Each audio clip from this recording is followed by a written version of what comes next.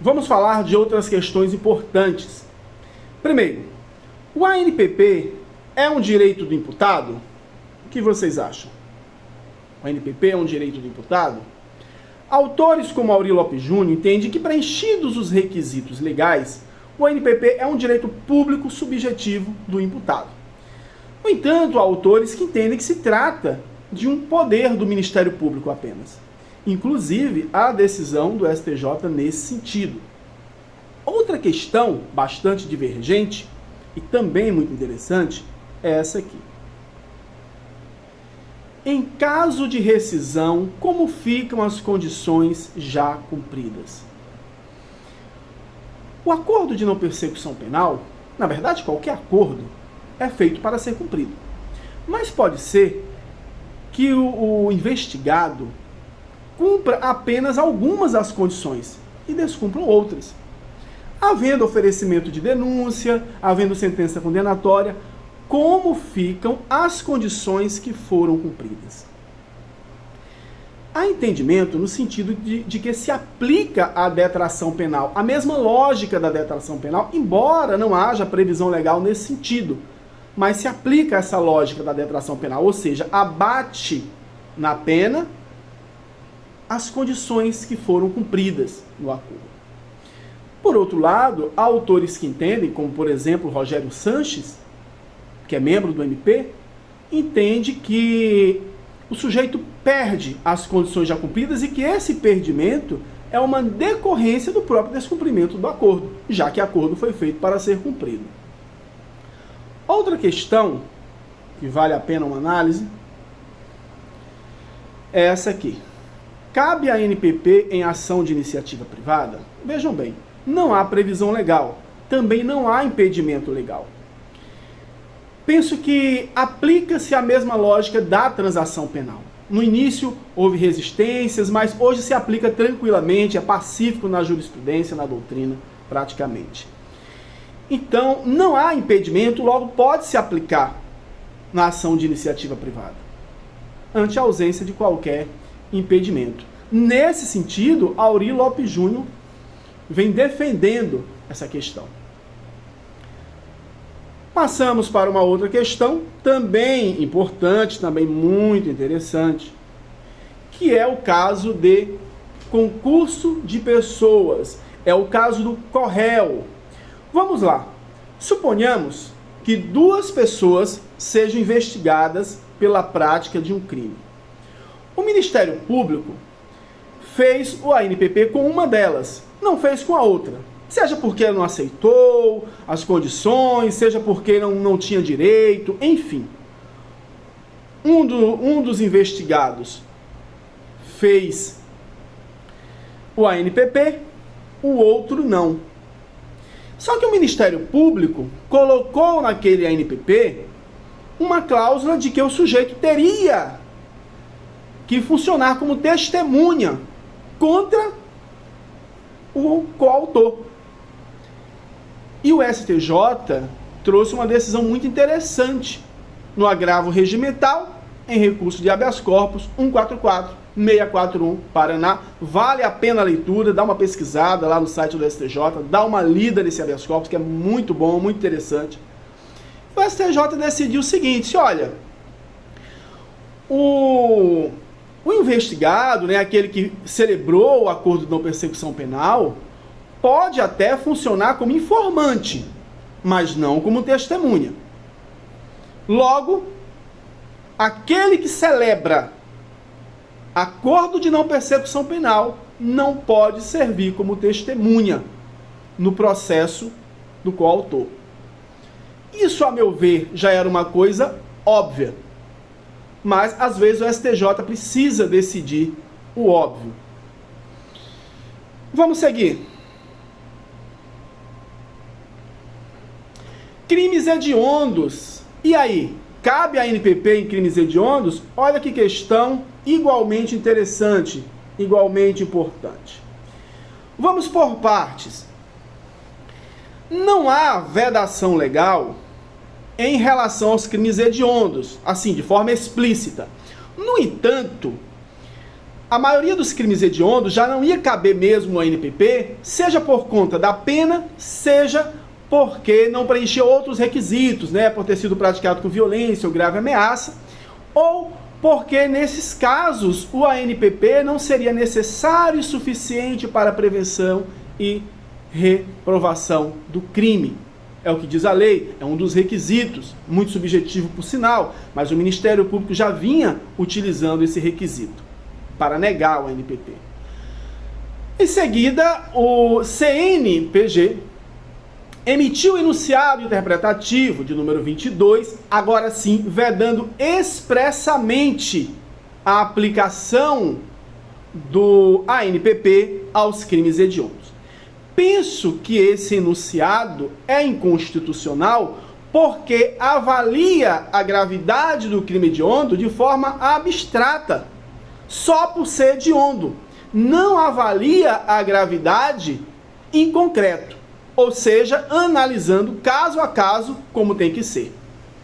Vamos seguir. Outra questão também interessante é a da Justiça Militar. Aplica-se a ANPP aos crimes militares? Olha o que disse o STM na súmula 18, uma súmula recente, dá uma lida na súmula 18 do STM. O STM, por meio da súmula 18, vedou a aplicação do ANPP aos crimes militares de competência da Justiça Militar da União. A Justiça Militar Estadual também vem seguindo a mesma tendência. Passamos para a próxima questão. Causas de aumento e de diminuição de pena.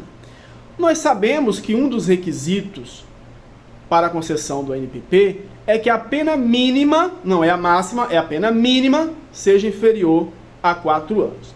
Então veja, se eu quero a pena mínima, eu vou considerar causas de aumento e de diminuição? Sim, eu vou considerar causas de aumento e de diminuição. Só que da seguinte forma, já que eu quero a pena mínima. Eu vou considerar a causa que menos aumente e a que mais diminua.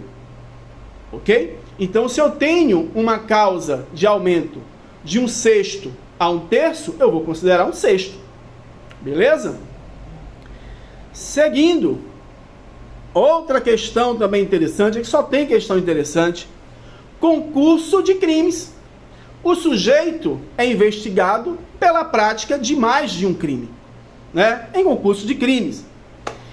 E aí, cabe a ANPP, nesses casos, quando a soma dessas penas ultrapassa em 4 anos, veja que ele está sendo investigado pela prática de mais de um crime, cujas penas, isoladamente, são inferiores a 4 anos. Preenchidos os demais requisitos, em tese caberia o ANPP para todos eles, para todos esses crimes. Só que a gente tem que considerar o seguinte: houve um concurso de crimes aí. Eu vou somar essas penas, né? Concurso material, cúmulo material de penas. Sim, eu vou somar. É a mesma lógica da suspensão condicional do processo. E o STJ já emitiu a súmula 243 nesse sentido, se referindo à suspensão condicional do processo. Mas aplicamos essa mesma lógica, esse mesmo raciocínio, em relação ao ANPP.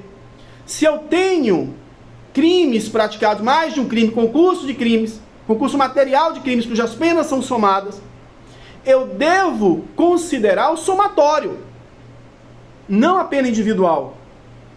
E se o somatório ultrapassa 4 anos, o sujeito não faz jus ao ANPP. E aí, vamos seguindo para uma outra questão não menos importante, que é a audiência de custódia. Pessoal, o Ministério Público passou, em muitos casos, a oferecer o ANPP numa audiência de custódia. É uma questão um pouco complexa, mas também não dá para você se negar e dizer, não vou fazer o ANPP. É preciso analisar bem o caso. Cada caso é um caso. Porque, vejam, a investigação, numa audiência de custódia, a investigação ainda está muito incipiente, está muito no início. E o Ministério Público ainda não tem muitas informações. É possível que você tenha mais informações. Se conversou com o seu cliente, possivelmente, você também não vai ter tantas informações ainda, mas possivelmente você vai ter mais informações que o Ministério Público, o que é uma vantagem para o investigado, que é uma vantagem para a defesa. Então, se você simplesmente se negar a fazer o ANPP nesse momento, pode ser uma desvantagem muito grande, pode ser um tiro no pé, porque ao final da investigação podem aparecer muitas outras provas e depois o Ministério Público diga, opa, agora eu é que não quero oferecer NPP. E se você procura o Ministério Público depois para fazer o NPP, provavelmente você estará numa situação de desvantagem negocial. Logo, é preciso analisar muito bem. Tá? E analisar, inclusive, para você não fazer um ANPP num caso que seria de arquivamento. Às vezes ocorreu uma prisão em flagrante, tá? Mas às vezes é caso de arquivamento do inquérito. Compreende? É preciso analisar muito bem. Daí a questão do planejamento. É preciso conversar com o cliente. Então, antes da audiência de custódia, é preciso conversar com o cliente. Antes de tratar do NPP, é preciso conversar com ele. É preciso saber dele sobre o fato, primeiramente. Se ele praticou, com quem praticou, se alguém presenciou, será que vai aparecer testemunhas? Tinha câmeras de segurança? Dependendo do crime, houve uso ali de cartão de crédito, algo que deixa rastro? Tudo isso para você ter uma noção se pode ou não aparecer outras provas no processo. E depois você precisa conversar com o cliente sobre os bens. Se tem bens que proveio da organização criminosa, imóvel, carro, e se tem, está em nome de quem? Está no nome dele? Está no nome da esposa? Está no nome dos filhos? Está em nome de laranja? Você precisa ter todas essas informações antes de discutir com o Ministério Público. Uma outra, e aí uma desvantagem, porque assim, tem vantagens e desvantagens de se fazer um NPP numa audiência de custódia, por isso precisa analisar muito bem. Uma desvantagem é ter essa conversa, fazer essa negociação com o Ministério Público na presença do juiz, porque isso envolve confissão. Tudo bem, numa comarca maior, possivelmente não vai ser o mesmo juiz que vai julgar o processo. Mas numa comarca pequena, muito provavelmente será o juiz que fez a audiência de custódia, provavelmente será o juiz do processo. Tem comarca que é vara única. Inclusive, o juiz julga tudo. Penal, civil, faz de tudo. Então é isso. Além de tudo que foi colocado, de tudo que está previsto na lei, como os requisitos, condições, causas impeditivas, existem outras questões que são também importantes e que o advogado precisa estar atento, principalmente para a jurisprudência, que vem decidindo em relação a essas questões e que a lei é omissa.